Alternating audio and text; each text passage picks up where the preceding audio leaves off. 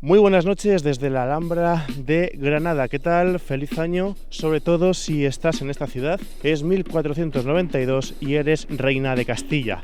Menudo año te espera.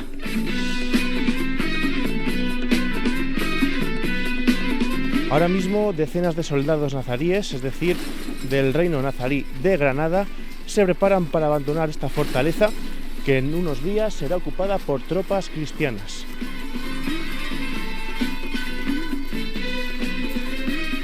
La conquista de Granada ha durado una década dentro de los 260 años de existencia del reino nazarí, que suponen un tercio de...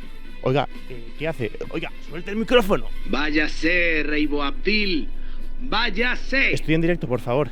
Decía, 10 años de guerra, 260 del reino de Granada y 781 de presencia de poder musulmán en la península. ¿Cómo se va a contar esta historia? Enseguida estamos con el cronista de los Reyes Católicos, Fernando de Pulgar.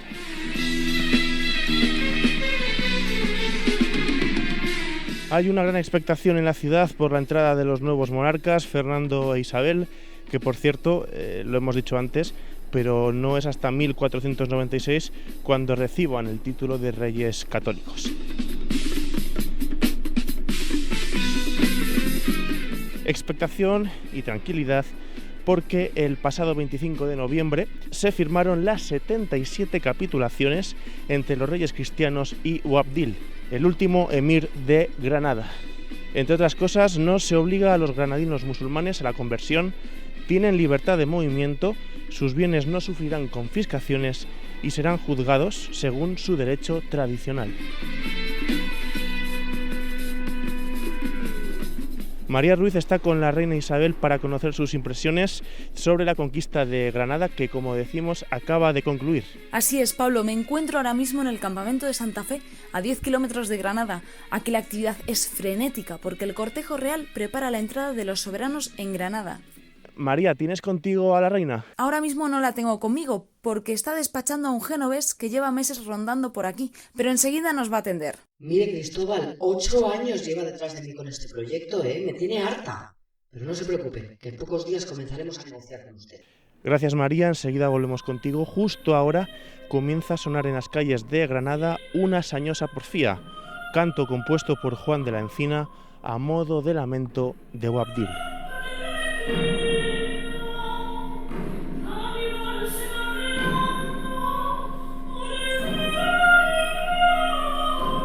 El tema que nos ocupa hoy es un proyecto de la reina Isabel, el Tratado de los Reyes de Granada. Se trata de una genealogía, una crónica de la historia del reino nazarí que conocerán las futuras generaciones.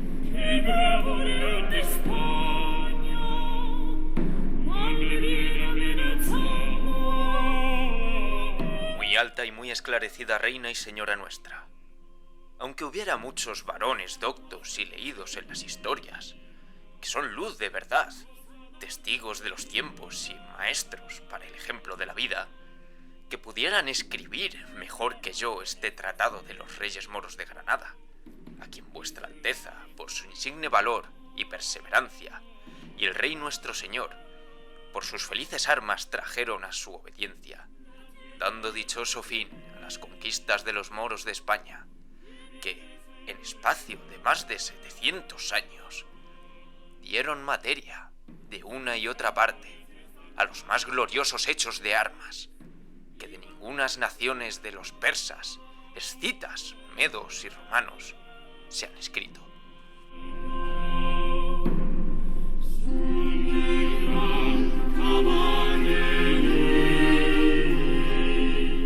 Así comienza esta historia, este tratado compuesto por Fernando de Pulgar, cronista de los reyes Isabel y Fernando.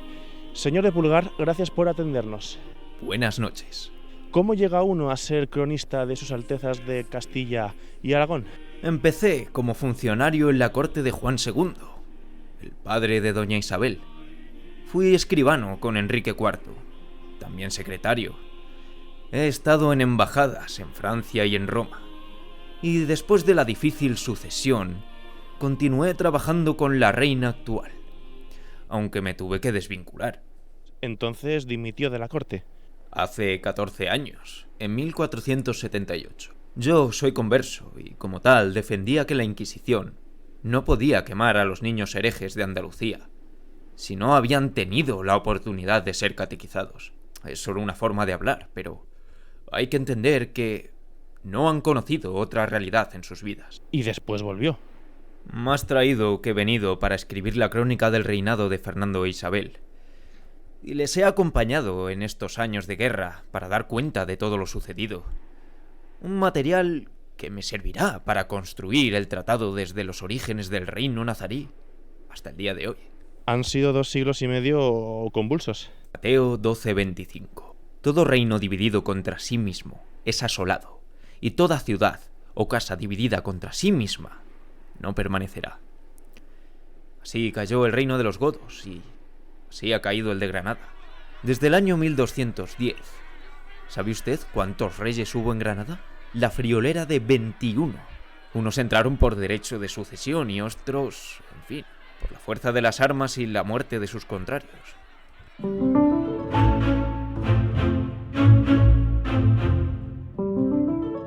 Para conocer en profundidad este tratado, esta fuente histórica tan importante, en Historia Útil podéis encontrar la entrevista que le hice a Patricia García, filóloga que se doctoró con una tesis sobre esta obra.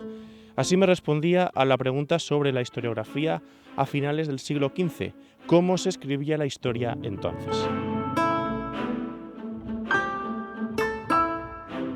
En la primera mitad del siglo encontramos crónicas y testimonios más esquemáticos con un poco una idea de dar una historia positiva, o lo que llamamos ahora historiografía positivista, que esto viene a ser como contar los hechos tal como sucedieron pero sin interpretarlos, sin dar comentarios valorativos, sin establecer causas y consecuencias entre ellos. Era como un producto más de la Cancillería. Puede que el punto de inflexión, siempre se dice, hablando de historiografía, que es 1444, cuando es nombrado cronista Juan de Mena, y entonces ya los cronistas tendrán cierto matiz literario, ¿no? Un poco esta connotación de escritor, no solo de funcionario de la Cancillería, sino también un poco esta vinculación con la creatividad, lo artístico, lo literario. A partir de ahí, en la segunda mitad, encontramos crónicas por años, ya esto se coge de los anales latinos, pero con autor y con un pensamiento impregnado. Sí que encontramos comentarios valorativos. Llegados a este punto, vamos a conectar con el campamento de Santa Fe. María Ruiz, ¿estás con la reina Isabel? Ahora sí, ahora ya está aquí. Doña Isabel de Trastámara, reina de Castilla. Muchas gracias por atendernos. Buenas noches. ¿En qué consiste el Tratado de los Reyes de Granada que le ha encargado a Fernando de Pulgar? En primer lugar, quiero decir que el ilustre señor de Pulgar es un gran apoyo en la corte junto al cardenal Cisneros o Hernando de Talavera.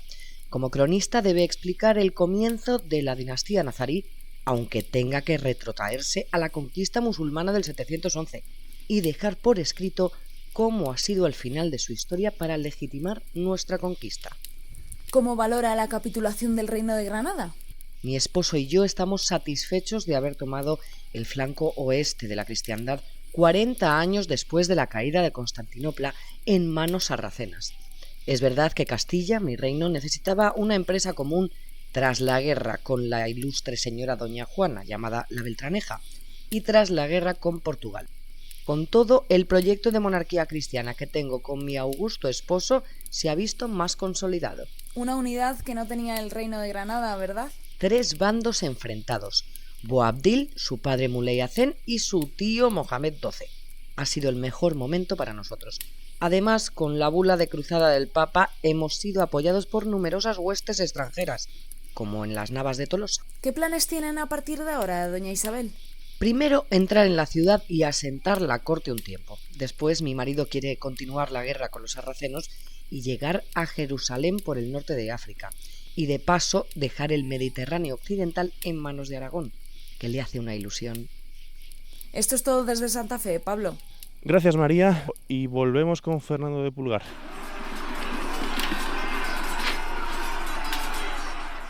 En el año 1491 rehicieron el ejército los reyes católicos. Esto fue en Córdoba, sí. Y volvieron a entrar en la Vega de Granada.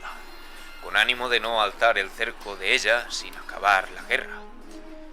Y llevaron consigo al rey zagal, con no menos de 200 caballos y 500 peones, y al hijo infante de Almería, con otros 150 caballos y cerca de 500 peones, los cuales fueron no pequeña ayuda en esta empresa y conquista, haciendo hechos de armas dignos de memoria y siendo medio para que se entregasen muchos pueblos y fortalezas de aquel reino, hasta que, desahuciados los cercados, persuadidos de las razones, cuales dijo el rey Chico, contra quien tomaran muchas veces las armas, se vino a entregar a aquella ciudad de Granada en el 2º día de enero, año de nuestro Señor Salvador Jesucristo, de 1492, y de los árabes, año 897 de la Égira, a 8 del mes que ellos llaman Rahib al-Ahab.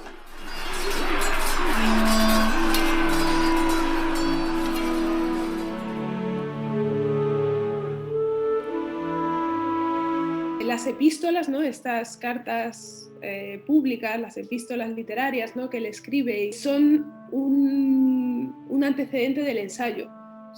Es literatura protoensayística. El objetivo es que Pulgar pueda exponer su pensamiento, ¿no? en estas cartas. El hecho de que empiecen las letras, ¿no? con una carta sobre los males de la vejez, ¿no? a imagen de Petrarca, como hace Petrarca, ¿no? cuando dirige esta carta a Homero, es algo que anticipa el Renacimiento. Faltarían como 50 años para que llegase Garcilaso y Boscán, ¿no? con este petrarquismo. Entonces es en este sentido un adelantado literariamente.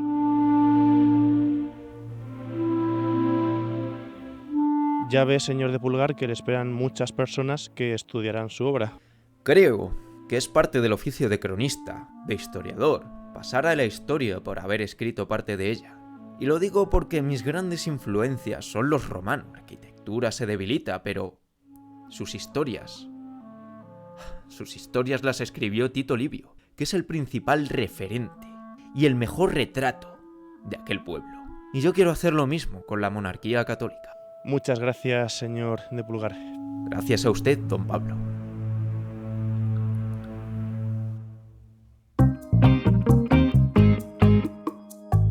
Estos días de enero siempre levantan interés a la par que polémica por el aniversario de la conquista de Granada. Espero que este capítulo sirva para conocer mejor aquel acontecimiento.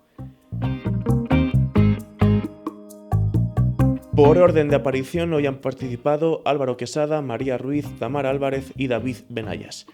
Quiero dar gracias a ellos y también a Benito Rodríguez de siglo17.es y Ana Escribano de la Asociación Jimena por el asesoramiento histórico. Y por supuesto a Patricia García. Recordad que la entrevista está completa en el canal Historia Útil. Y nada más, feliz año nuevo y hasta la próxima.